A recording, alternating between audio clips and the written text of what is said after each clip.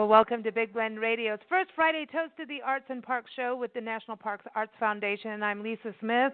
And I'm Nancy Reed. And together we are the mother-daughter travel team and publishers of the digital interactive Big Blend Radio and TV magazine. It's our variety publication. Covers everything from art and music to food and wine, travel, history, nature, you name it. And we also publish Parks and Travel magazine, and that covers just what you think, parks and travel. And you can see both the publications, both free.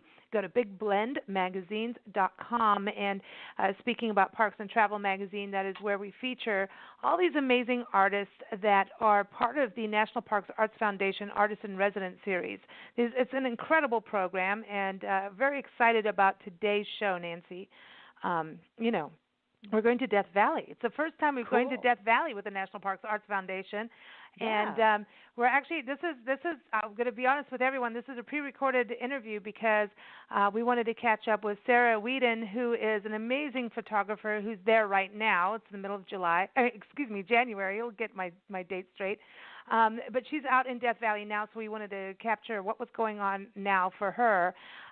So Sarah Weeden is on the show, and she's amazing. She really uses photography to raise collective consciousness. And when you look at her photos, you can go to sweeden.us, so it's SWEEDEN.us for her website. She's also on Instagram under Sarah_WEEDEN, so check that out because you'll see her art is amazing. She really does tell a story. So excited to have her on the show, and also Tanya Ortega is back on. She's the founder of National Parks Arts Foundation, and you can go to their website, nationalparksartsfoundation.org. I encourage you, especially artists, check it out. You could be a musician, a poet, a writer, a filmmaker, a photographer. There's so many options there and so many opportunities. You just got to get in the process and be part of it. So check it out. So Tanya, where are you? Welcome back. Oh, thank you for having me. I am in Kona, Hawaii. I'm at the beach, and it's a beautiful sunny day. I love to hear that. Yeah, we're getting a little chilly here in Tucson, Arizona as we record this, but I'm going to bring Sarah on. You're in Death Valley. Tell us a little bit about it, and welcome. How are you? Thank you. Thank you so much for having me on. Death Valley is beautiful. It is a very balmy 50 degrees, and we've had a lot of rain this week, and it's very, very unique for the desert, and so it's been interesting to be here with the weather, so different than what it normally is, but it's been absolutely spectacular. And I am staying at Stovepipe Wells. Nice. A lot of the campgrounds and places to stay are actually closed because of the shutdown, but at the Stovepipe Wells Hotel here, I've got the dunes in my view and the mountains in the distance, so pretty spectacular. Wow, that's amazing. And nice. And as I recall, Stovepipe Wells is kind of near the entrance, like where Rhyolite is. Nancy and I hung out there where there's a big metal sculpture of a miner and a penguin, and to this day I want to know what penguins have to do with this. And that ghost town, which is it's a trippy place. It's been in all kinds of Hollywood movies and stuff, but I love that ghost town and the ghosts. Have you been there? You saw the big pink woman? Yes. Yes. Oh, yes. I love the Last Supper sculpture there. It's amazing. Okay, so the Last Supper part. Now you're in Death Valley, but down the road in Joshua Tree area in Yucca Valley, there is a Jesus Christ Park, and an artist created all these sculptures of Jesus and these up in the yucca trees and Joshua trees, and there's an actual Last Supper. What would you call that? It's like kind of a mural. It's not a mural. It's like this big thing. Like it's just like a big sculpture, but there's a window where Nancy and I keep wanting to go and like, here's your pizza. Here's your pizza. But anyway, that's it's kind of a trippy thing because it's very similar, but there's two different artists that did these things. That's interesting. Yeah, you should go there. Well, fun fact about that sculpture, they used locals from Beatty to pose for the sculpture for the Last Supper. So they sat for the sculpture and then were draped in, whatever the artist used to create the cast. So, a little bit of local history there. Wow, this is cool. I mean, That's who knew funny. this is what we were going to be talking about? It's cool. and yeah, I'm trying to go and find out more what they would call this. Like it's like a relief, like I'm trying to go and look, but that's okay. It's anyway the like a plaster mold in Rhineland. Yeah, it's really cool. So when you're out there, and this is isn't this like the lowest point in the country, like the lowest elevation wise? That's correct. Parts of it are below sea level. Right. Oh man, it's so cool. We haven't been there for a few years. See, but it just proves that the desert used to be the ocean underwater, and that's why if you go collect rocks and rock hounding, you find rocks that have sea creatures embedded in them. Mm-hmm. And have solidified, and it just shows. Have you seen any fossilized, sea creatures in Death Valley since you've been there, Sarah? Well, I haven't. Some of the hikes that have fossils are closed, but I know that there are, definitely the typical sea creatures like trilobites and corals, but also a lot of tracks. I guess there were, very large mammals at one point, like camels and prehistoric horses. So maybe someday. Yeah. So was this your first time to Death Valley? I know you're based in Utah, right? No, that's correct. I actually have been here once before. Spent a week here about 2 years ago in January, which is to come here. So, and it just really, I'm hooked on it. It's absolutely weird, incredible to yeah, it is. It's very surreal, and I think that's why I like it so much. It just feels like you're on a different planet. Some of the rock formations and the color of the soil, and it just it doesn't seem real, and it really takes you out of your element. So I really like being disoriented and being out of the familiar, and so this is right up my alley. It's awesome. Death Valley is I a love trip. It is a trip. We got crazy. We went on some crazy road and got into some place where it was like a mining community. Like we were going towards Ridgecrest, but there was some road on the map that said you could go from Death Valley Park down this dirt road, and you'll get to, and it begins with a T or something, and it was like this, like Ballarat almost abandoned. Or Trona.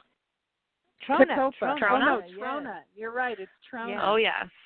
Oh yes. That's I trippy, have already man. been to Trona. Road, it is that road ridiculous. Was trippy, and yeah, Trona is trippy. That was trippy. Like I'm just saying, like trippy.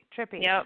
Man. Trona absolutely is such an interesting place. I remember the first time I went through there, it was just, I thought that people were firing at a firing range all night. But what the town does is they let off these sound bombs because birds will fly and land on the pipes that are over like that salt lake, right? And the crystals will start growing on their legs and they'll get stuck there. So they do these sounds that seems like everybody there is shooting at a gun range, but it's so the birds fly away before the crystals stick them there. It's such a strange place. I mean, it's bizarre. Another thing that happened to me when I was there one time is I went to there was one tiny diner for breakfast, a paper plate sort of place, and I met one of the guys who had arrested Marilyn Manson out there. Yeah. Charles Manson, you mean? Yes, I'm sorry, Marilyn Manson, not Marilyn Manson, Charles Manson. Sorry, yeah. Charles Manson. I'm like, wow. Nancy dated one of the guys in Charles Manson's gang. But anyway, that's a whole other story. That's a whole other story. Just one date. And that was that. Well, and then I was like, no they way. arrested him or Dude, something. yeah, he got arrested on our date. I was like, he says, you need to walk away now. I'm about to be arrested. I'm like, why? And then he tells me, I'm like, I didn't walk. I'm like, I'm out of here. Oh And my they goodness. did. They arrested him. Okay, you never know where these we conversations are going. We were but anyway. playing frisbee in the park. But I do want to see Marilyn Manson do a concert there in Trona. Come on, that would be a crazy. Right, in Trona. Death Valley is just the weirdest. It's like being on another planet. We went to Amargosa, and there was all these labyrinths, and there was a really cool restaurant. And I mean, it wasn't like much of a town. I mean, this is years ago, and it was a cool restaurant, and people are just so laid back, and it's just very real living, So during the shutdown, I know there's the park and some parts are closed, but are you exploring the surroundings much, Sarah? Oh yes, I think I'm probably driving an average of 200 miles a day. So I try to be in one location for the sunrise and then another location for the sunset. So and I did go to that town, Amargosa, which is really interesting because, it's the heart of it is really this opera house and, in the middle of the desert. And, you can have tours of it, and it is a fully functioning hotel. And when we were there, which it has many, many rooms, this long kind of corridor of doors into these rooms, and it was fully booked. Wow. And it's like The Shining.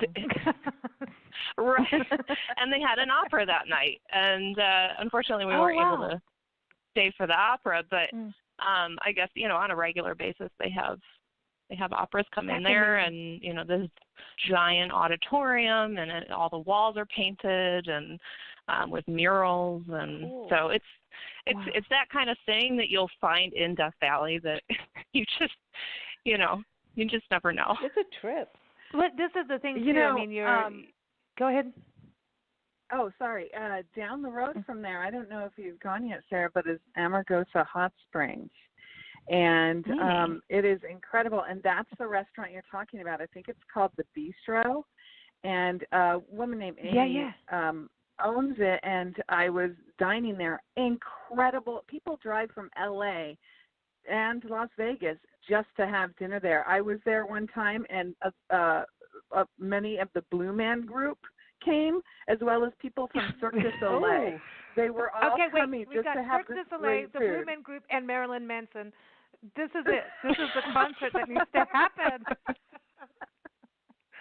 Oh my gosh.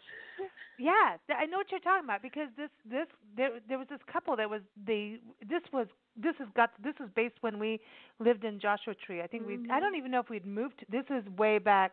I'm going to say a long time ago. At least 15 years ago. I don't even think we had a radio show then. That we went there with our friend Jerry, who has a B&B, or had she's closed now, in 29 Palms, and she was like, let's go out, and we went to this date ranch, China date ranch or something. Yes. And all that area, but we went and this restaurant, and they were like, it was like you did not expect to have that kind of food in the middle of the desert, like real food, really good food. So I don't know if it's the same place.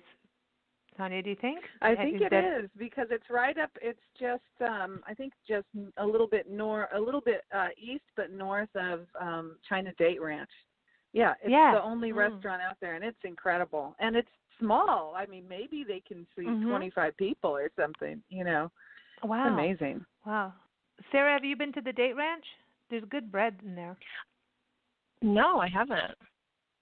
It's yummy. There's I'll yummy. have to put that on the list. And I think this is amazing that you're there in January, because people kind of flock to the desert in the cooler temperature times. And so, Tanya, I want to just touch with you on this, because this is kind of a unique opportunity to be able to be in Death Valley at this point. I know some people will get in there for the wildflowers. I know here in Tucson we already have wildflowers, which is weird, but it's happening. Like a mother. I know. But I mean, Death Valley, is this the first one you've done in Death Valley, or have you done them through the years? This is the first time we've covered we've been doing them in Death Valley now, I think, for maybe 8 years now. Wow. I don't know why we haven't had an interview from there. Right now we actually have 3 artists there. So it's become a big thing. The only sort of difference is that the National Park Service itself doesn't contribute to the program, so we have to be very, it actually leaves us a lot of freedom, believe it or not, but we've got to be very selective and things like that, which kind of works out when there's things like a government shutdown that we don't rely on the National Park Service out there, so it works. It turned out to be right okay. now. I just have to say that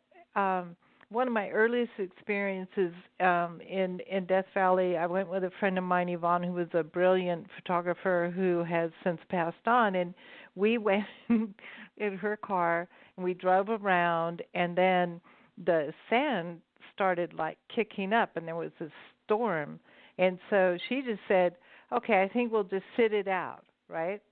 Well, the sitting out of the storm meant Sarah, take note. No, seriously. This is really one of the funniest things. The car got half buried while we were in it. And then oh my goodness. We were like kind of fell asleep, woke up, and we're like, "Oh, now it's dark." And then it was you have to You have to open your windows a little bit in order to breathe after a while. And so sand was coming in, and I'm like, "We're being buried alive here." And she goes, "Well, I can't really start the car." And eventually in the morning, here came, God bless our rangers. And they knocked on the windows, and they were like, "We've got shovels." And we're like, "Oh, thank God." Wow. And they dug us out. And then they gave us a well-deserved lecture on this is why you just don't stop where you are.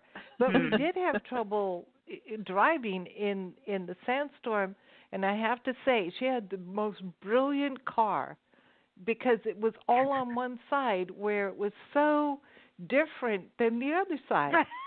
One side was like there was no paint, and the other side there was a brilliant paint job.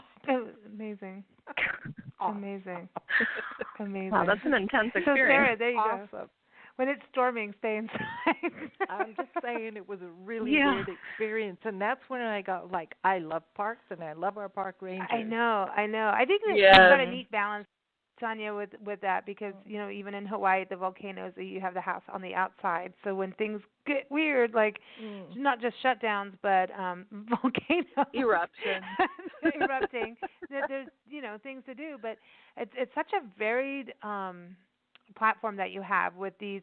You dry tortugas out on, Loggerhead Key, out in the, your own little island, then you could be out in the ancient ruins in Chaco. I mean, it's really amazing, the variety, which showcases what America is. So I think what you have is, for offerings for artists of all mediums to be able to jump in and have such a unique experience. And Sarah, I wanted to ask that. I mean, is this the first time you've done this with the National Parks Arts Foundation, gone into a residency like this, and also what led you to do it? Yes, it is my first time. It honestly, the opportunity to go to Death Valley was something I couldn't give up. So I mean, this is something that I talked to Tanya about, and she encouraged me to apply. So this is something that is sort of a departure from my other work a bit, which has been a lot of work focused on kind of environmental awareness.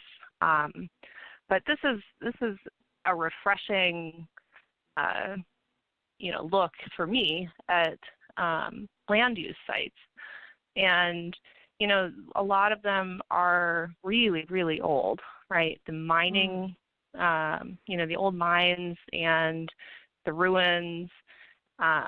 It's very interesting the way that, you can have an entire town completely isolated spot up in the mountains, right? And this tiny little mine, where they were digging for gold. And, just in this incredibly harsh environment, right? I mean, they, probably had a very, very difficult time getting supplies up there, and, stayed probably year round. And it's just amazing the lengths that, people will go to mine and extract these, resources from the ground. And, now they're open to the public, which is amazing. So, it's a different kind of resource now, but. Yeah. I'm going to have to interject a little personal story here about Keen Wonder Mine. I don't know if you've been up there. It's in Death Valley, and my grandfather, when he was 6 and 7 years old, was the laundry boy at Keen Wonder Mine. So all of the miners, he would go around collecting and then wash everybody's clothes. His father was a miner there. So just and when I talked years ago and I talked to my grandpa about it, he is saying exactly what you're saying, Sarah. Like it was harsh, really hard to live out there on site for a couple of years. I mean, and he was 6 and 7 years old. It was, that's before child labor laws. So he was working. He was telling me he would bring his father. He was also in charge of bringing lunch sometimes, and he would bring he'd just bring canned sardines into the mine for the miners, like at lunchtime, and crackers. Wow. That was it, sardines and crackers. Wow. Oh my Anyway, gosh. sorry to interrupt, but you were talking about the mine, no, so I had to but I throw think that that's in the there. thing. But those are some that's like now, Sarah, as you go wandering around the mines, I mean, that's like you have that connection now. Right, exactly. We did an interview with a fellow that was in a wheelchair, and then it's a really amazing story coming to senses. It's a gentleman who he was like a really good off-roading biker racer, motorcycle racer, and not necessarily off-road in the those just dirt motorbiking or whatever. I'm not good at that stuff. And he was really getting pro and was up there, and he was in an accident and he lost the use of his legs, his spine, and everything, and. It just shows the documentary. Gil and Nadia, the amazing filmmakers, did this documentary on them, and we interviewed them. And they filmed him. He was lying in his hospital bed, and it was basically the doctor said, "That's it. You're done. You shouldn't even be alive, and you're never going to move again." And his sister came in and started to paint his toenails different colors just to make him cheery, and he was so pissed at her, like, don't paint my toenails pink. He moved.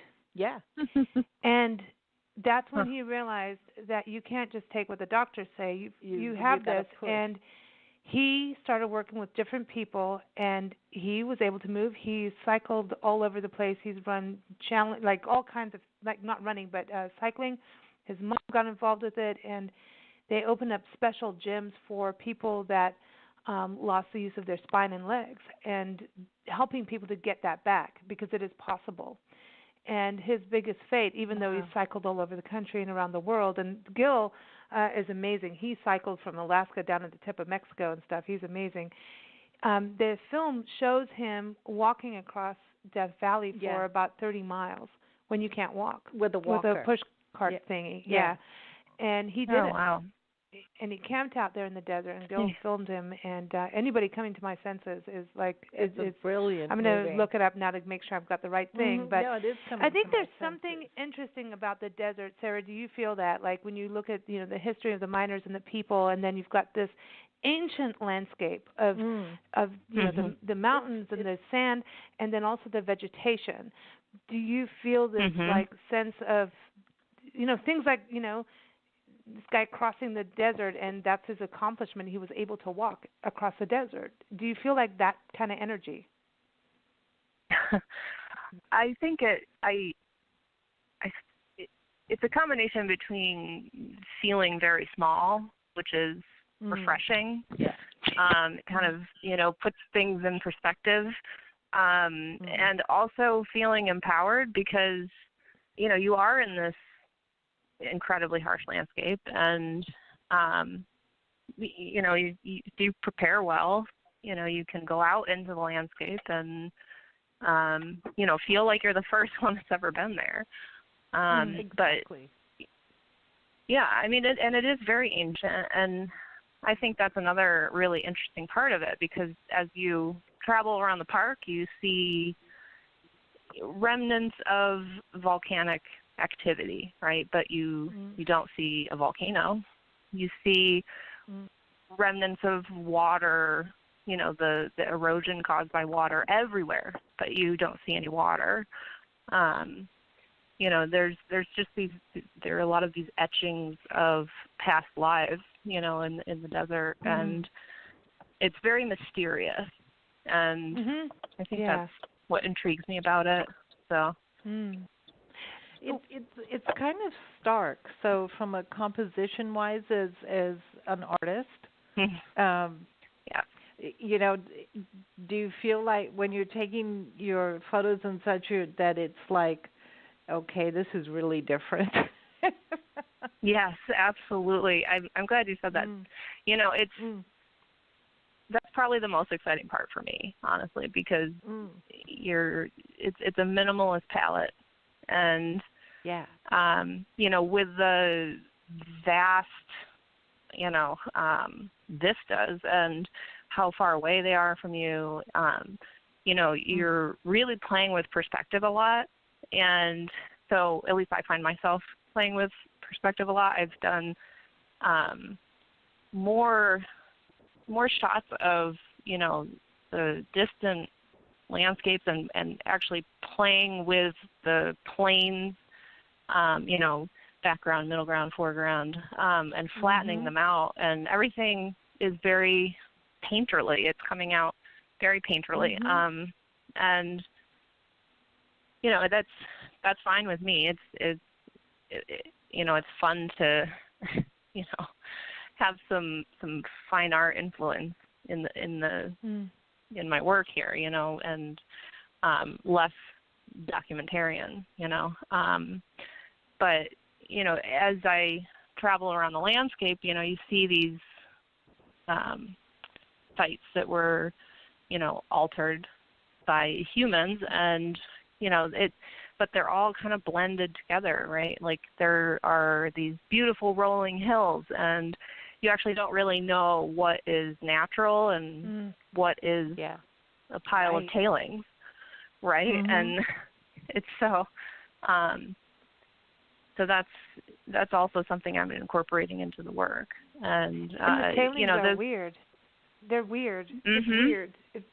I find it weird. It's like being in outer space or something. Yeah, it just like feels you landed on the moon. I have a weird feeling about it, because I feel like I understand we need to do that, but then there's like a line and all that. There's that sense of balance we need to have, but it just I don't know. I always feel weird about it. I don't know.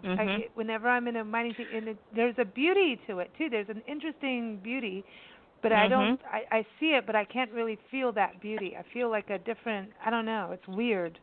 It's a weird thing. I totally know. I think I can relate to what you're saying. I mean, it's really just, I feel compelled to document it because it's, I mean, when you look at it on the grand scale of things, it's this tiny little hole in the mountain, right? And insignificant, right, when you look at it against everything else. But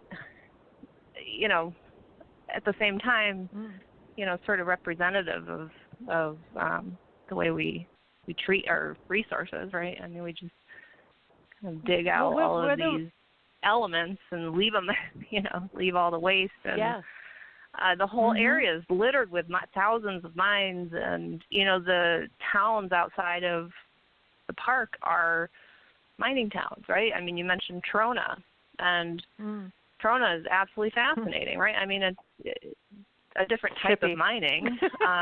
Mining, the mineral deposits from the old dry lake bed, but it's a town built around mining, and it's that's got a whole history to itself. But it's easy to forget, that there are lots of points of interest, like just outside the park too, right? So, I think what's interesting Sarah, about what I you have do a is, question I know you're for you. Oh, go ahead. Mm-hmm. When I'm so interested in you, and this is back a couple minutes, but saying that your photographs feel more painterly. Looking at your work, I never thought of it as painterly. What is making them that for you? Is it being in the space, or do you feel like it's the end product will be more painterly looking, or the abstraction? Yes. Maybe? I think it's because it's ending up as abstractions, and even the large, shots of mountains are ending up very flat looking. And, that's partially because of the equipment that I'm using. And, when you use long lenses, it tends to compress div, and I'm really liking that. And like I mentioned, it's actually been really rainy. So the clouds have been absolutely just like a windfall, because what they're doing is, giving me this very dappled sunlight on the mountains. And so it's giving me a lot of depth. But, the color palette is also minimalist. Just maybe, 2 or 3 shades. And, I'm not doing photography of, the classic, like, recognizable spots.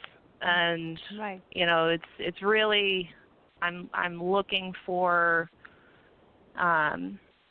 just something different, I guess, something that really stands out to me as Death Valley, like people don't see it normally. And lately we've had a lot of fog, and so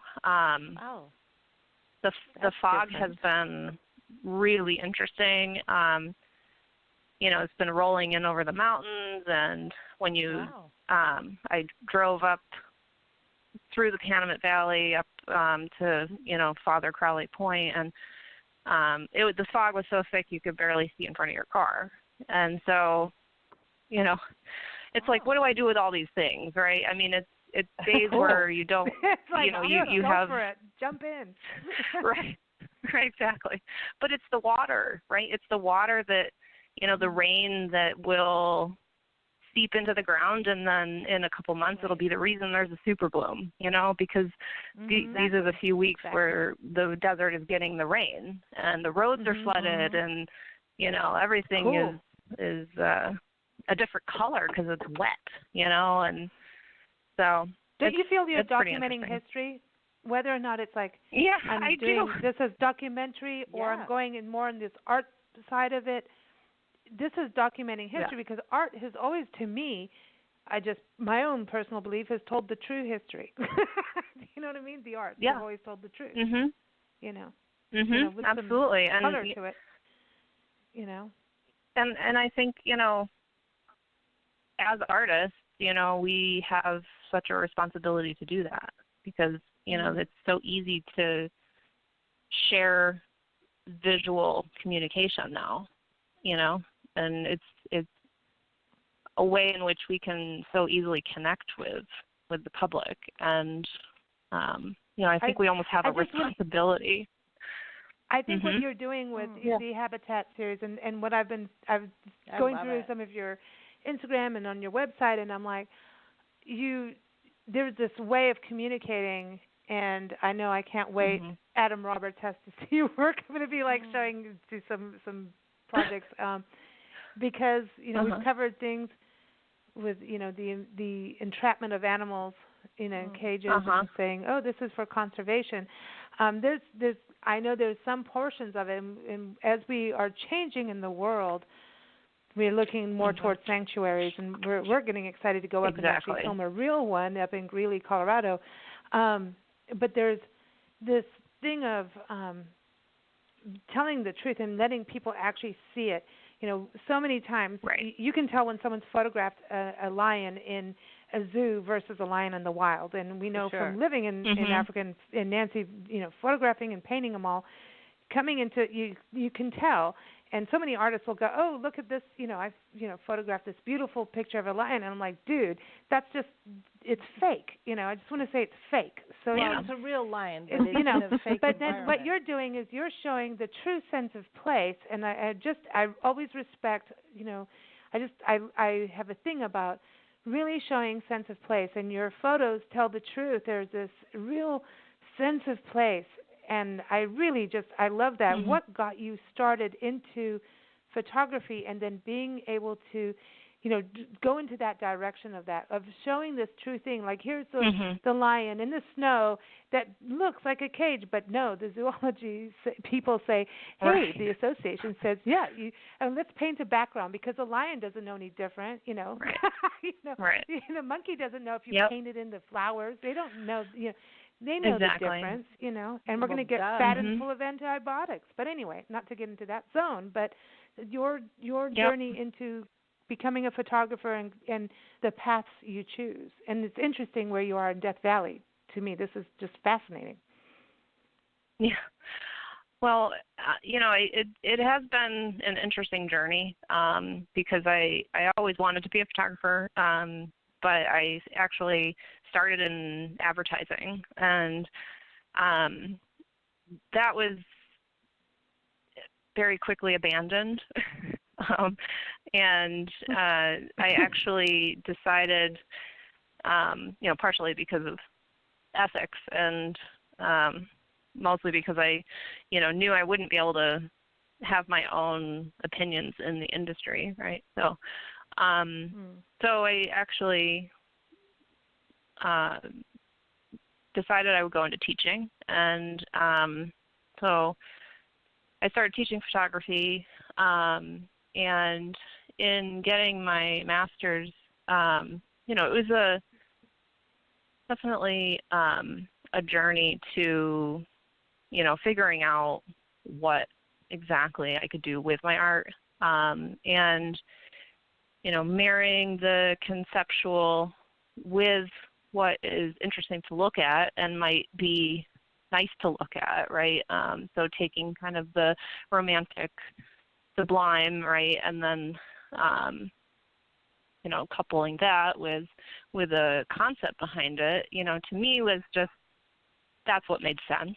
And so, the topics I cover, I don't pick them necessarily, they just pick me, right? I mean, the zoo project, I grew up with animals. I have, such a soft spot for animals, and I think that as humans we should be their advocates, right? And they're just, we don't take the care, of them that we should. And zoos are one of those examples of just, I know many zoos try to create adequate living conditions for the animals, but it just makes me so sad to see wild animals in these constructed realities, that, for instance, a elephant that would travel, hundreds and hundreds of miles across Africa, right? I mean, is stuck in this tiny little enclosure, and it's just, I guess I empathize with them, and I just feel compelled to document it, and that's really, what my work comes down to. Is just, I just feel very compelled. You have integrity for what you believe in and to show it, because a lot of people won't do that, and I think that I just hats off on that. I do sure. think things are changing because of the internet and the ability for somebody sitting in the middle of the United States who has never had the opportunity to go to Africa can see film on television and see the difference. Webcams. You know, you can look at like webcams. I so love them. It's like my favorite thing to do. You know, I have a little 2 minutes of downtime to go to a webcam and see an eagle with babies and things in the wild. You know, you can do that now, which when I was growing up, you know, obviously I couldn't. You're busy putting people up on the moon. And you know, and so, you know, I understand in a way the beginning of mankind and collecting things and doing what societies have done all over the world. But things have changed, and we don't need to be doing what we did before. Right. I get why we started that way, but we're a little bit late on making changes where we don't have to. I think zoos are absolutely archaic. I know the defense is kind of that it's educational. It was at one time, but no more. Yeah. And I think that's where the but art look at the comes target audience. Yeah. They're like 5-year-olds. Right? I mean, it's not adults with you know, people, you know, that are going to influence the industry going to zoos, right? 5-year-olds. No, I think it's well, and their parents' pocketbook. So it's about getting to them and getting to the parents. And I think now it's like with all these different things. And I also like that how you're documenting what's happening on public lands. And I think that's what's also very cool about what you're doing in Death Valley. You're there, and it's super real. You know, Tanya, I want to go back to you on this because I know you're a photographer as well. And looking at this whole process of Sarah as a documentarian, but it's an art, right? So I think documentary art is art, right? Oh, yeah. Don't you think, Tanya? It is. Definitely. Most definitely. Yeah. Yeah. It's the art of telling a story and it's education. Yeah, and getting it out there. I wanted to touch back to you on really the different art opportunities right now that's up there for, you know, the next season. What should people know about that they can, all the artists that can apply, what's up there starting in February? Oh boy, we have a lot up and a lot that is expiring very soon. We have in Fort Union, New Mexico, a veterans program, and the applications are free. We had somebody donate any of those fees for how many people have applied, and we've only had 2 or 3 applications at this point, and which is great for them. But that's going to be closing pretty soon. And we didn't do a whole lot of, considering we've been dealing with getting people housing and stuff for the shutdown and figuring out how to do that, we haven't had a whole lot of time to advertise it. So it's our fault, but that's one that's coming up. An incredible one that's coming up is we partnered with Poetry Foundation and Gettysburg Foundation, and this is really huge. We have this coming October. So if you're a poet, it's for poets. And the person that gets it, like we had Xochitl last time she was amazing. for this. Yeah, she is totally amazing. And there's going to be a tour that's going to be, you'll do your, have a poetry reading in Gettysburg, and then we pay, it's like all expenses plus $1,000 stipend, and everything is free. And then we're going to have a small tour at the Poetry Foundation, so you'll read at the Poetry Foundation, and they're amazing. Wow. And at the Library of Congress. Cool. Which is really cool because the Library of Congress is supporting it. The National Park Service is going to be there. It's really amazing. Yeah. So that is a really big deal. And I think that the application deadline for that is March 2nd. So, yeah, it seems like a far way off, but it's really not. That's around the corner. You need to move. I mean, yeah, you've got to move. And I want to encourage people to go to nationalparksartsfoundation.org and sign up for the newsletter. Also get connected on Twitter and Facebook, right? That's the 3 important things, because you always have new things popping up, and they come in and they go. Oh, they can be up for even 2 days. I think we had one up for just a day one time, the opportunity. We needed it really quickly. And the one, like the Poetry Foundation one, we just put that public last Wednesday, I think. So it's not like there's a whole lot of time. Some of them, as you know, are posted for an entire year. And some of them, and sometimes we're like in Death Valley, we're lucky enough to have a few people, and at the end we go, wait, we can't just accept one person. Let's come up with, funding and everything for more people than just one, so it's well worth it. Then of course we've got Dry Tortugas, and then this year a whole bunch of new ones are coming up in different national parks. So, and most of them, the housing is inside the park itself. Some of them are outside the park. And it's basically, I have to say, it's up to the artist what they want to do during their residency. We just say, give us a proposal of what you want to do, and that's it. And so they've got to come up with the... Yeah. Oh, yeah. Because I know... Yeah, it changes all the time. Sarah, because when you get there, what you think if you've never been there, when you get there, it's kind of... I know, Sarah, did you get to do any night sky photography yet because of all the weather? I know that was part of what you wanted to do there, right? No, unfortunately, it's been too cloudy. So I'm really hoping this weekend. Well, everything shifted. Yeah, it's been sort of an evolution, but this weekend I'm really hoping for some clear skies because there is the lunar eclipse. So. We love the blood moon. moon. I know. The blood moon in Death Valley. That sounds good. But like when you're in the desert, there's one thing that I just want to say real quick. Lisa, give me a look. I know we're out of time, but is when things, I want to use the word bleak. People look at desert and say it's so bleak, and I think it's the perfect opportunity to look at something. The one thing you can find in what you think is bleak and really look at it.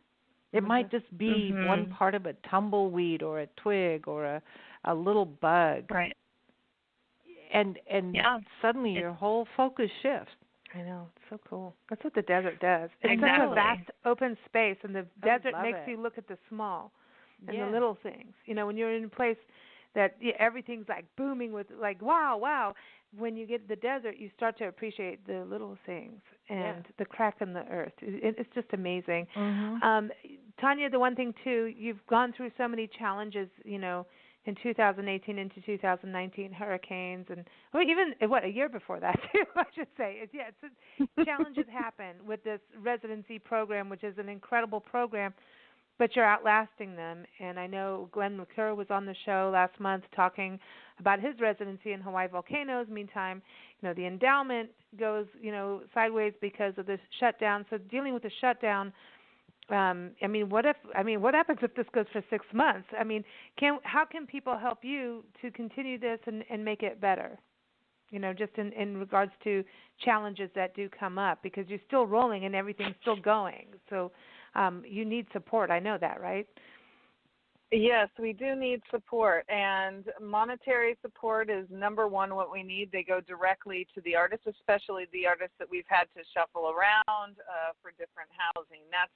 That's been in the tens of thousands of dollars for us, and we are just really trying to keep it all going with two things: the budgets that all got cut last year, as well as the government shutdown. And thankfully, we've been very lucky and been able to pull that off, and we tell the artists to get insurance and that kind of thing, but, some do, and it's not great insurance. As you know, we ran a fundraiser for the hurricane, and but anyway, I'm going on and on. Yes, we need support, but the other thing that we really need, somebody has a home outside of a park or knows of the concession inside of the park or wants to just donate to rent like an Airbnb? a room or a house. Yeah, anything. But the concessions inside the parks are who owns the resorts and hotels and restaurants that are actually inside parks. Those aren't actually, well, they're owned by the governments, of course, but they're run by these bigger companies. So if anybody just wanted to donate, a room and food to an artist for a month, we really, really need that. I mean, I say that, I give that option because, yes, sure, we would love the cash, but when I donate to places, I want to know exactly where my money's going. So we've given that option to people, like, just do this directly so you know that we're not, using the money for something else. So, yeah, and if somebody comes up with something else creative for materials or anything like that, we do need that too. So, yeah. Right on. Thank you for so letting everybody, me do National that. Parks artsfoundation.org, go there. Sarah, I'm going to ask you this in closing. Would you do this again? Would you submit for another artist in residency? I mean, even though you landed in the middle of the shutdown, would you do it again? Absolutely. And I plan on it. Oh, good. Awesome. Good. I can't wait to hear where you're going next. So thank you for joining us, both of you. It's been a true pleasure. I cannot wait to see what comes out of your experience in Death Valley. Sarah, it's been a true pleasure. And Tanya, always a pleasure hanging with you. Aloha lady in Hawaii at the beach right now while it's dark and cloudy here. Anyway, that's all good. And hey, here's to the desert. I just want to give a toast. It's a toast to the Parks and Arts show, but I want to toast to the desert having the super bloom. So, folks, go out to the deserts, and this spring is going to be amazing. Please don't step on the flowers. Yeah, please don't. Don't walk on the grass, man. Protect the flowers. Oh, real quick, Sarah, have you? It? Are people behaving in the park? Are you? Is all that stuff? Oh, they really are. happening? They really are. It's nice to see. I mean, it's been very quiet here. There aren't a ton of people, but actually, it's. I have to say that the rangers here have actually been working, and they've been on duty, and they have been out and about, and they're taking care of the sites, and so thank you to them as well, because they're still supporting us, even though they aren't getting paychecks. So. Right. Wow, amazing. Thanks for letting us know that. Everyone, also, if you go to loveyourparkstour.com, you'll see we have a couple T-shirts that help benefit the National Parks Arts Foundation and other nonprofits as well, veterans programs as well. So check that out. And everyone, again, nationalparksartsfoundation.org, and also keep up with Sarah. Go to her website, sweeden.us, and it's SWEEDEN.us, and her Instagram is Sarah_Weeden, and Sarah's SARAH. I know how to spell. I'm just making sure because Sarah can be done, in different ways. So there you go. All right, and everyone, for Death Valley, you want to learn more about that? Go to nps.gov/DEVA, and we got some music for you, ladies. This is from a band called Base Station Band. They're based out of Northern California, in the Bay Area, and they spent some time in Joshua Tree writing an album, and the album is called Other Desert Cities. They're an awesome band. Everyone can check them out at basestationband.com, and we wanted to play this because it's desert, and it is called Sands of Time. So here it is, everyone. Sands of Time, Base Station Band. Here it is. Take care, ladies. Thank you. Thank you so much. Goodbye, everybody. Thanks. Bye-bye.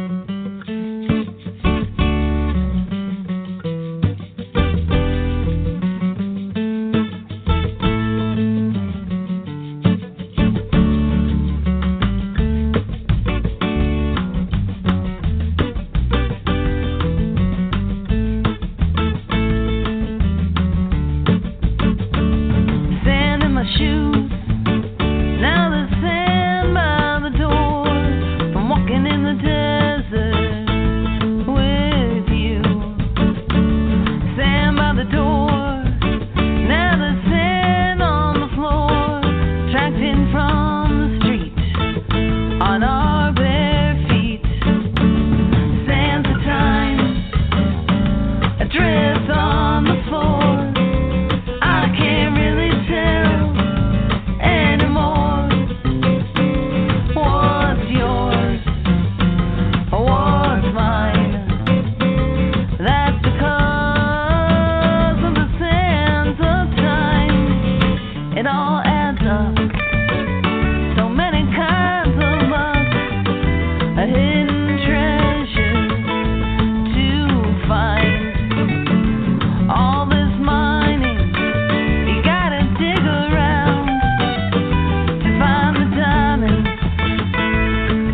on the ground.